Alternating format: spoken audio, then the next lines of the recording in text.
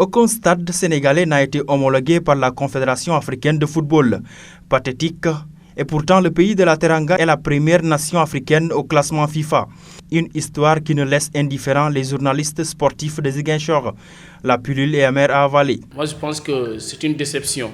On ne peut pas comprendre une grande nation de football comme le Sénégal, n'est-ce pas, qui traverse ces moments difficiles. Alors, des matchs qui ne pourront pas se tenir à domicile parce que simplement il y a un aspect qu'on a négligé. Et citer un exemple parmi les plus grandes nations du football africain et que du côté infrastructurel qu'on soit négligent, ça pose véritablement un problème. Surpris, Ignace Ndeye de Sud FM pointe du doigt. Surpris parce que j'ai vu au niveau de cette liste publiée par la CAF des stades qui sont moins reluisants que notre seul stade qu'on juge fonctionnel, le stade Lat Dior. Mais pas surpris en tout cas de cette décision de stade qui n'est pas homologué au Sénégal. Parce que tout simplement, nous avons laissé perdurer la situation depuis des années. Je le disais, depuis la construction du stade Père Léo, un stade d'ailleurs qui est entré en déchéance depuis des années, le Sénégal n'a fait que dans la réhabilitation. On était en train de faire de réhabiliter des stades, pas de nouveaux stades construits, réhabiliter des stades. Encore que là même, il y a beaucoup de manquements qui ont été notés en tout cas dans ce feuilleton de réhabilitation.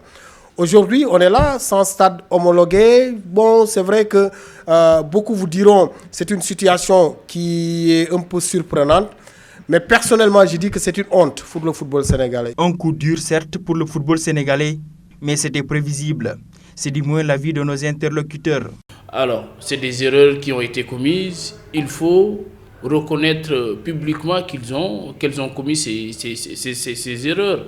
Et désormais, tourner la page, se concentrer à l'essentiel. Je pense qu'il n'y a pas meilleur que ça. On a glané des milliards. Où sont passés ces milliards? On n'a même pas un stade.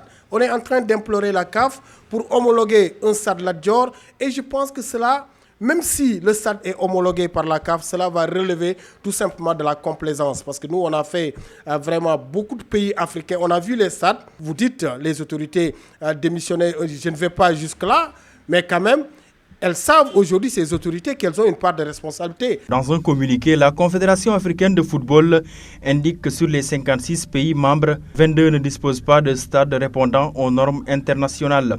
Conséquence, ils seront privés des matchs à domicile.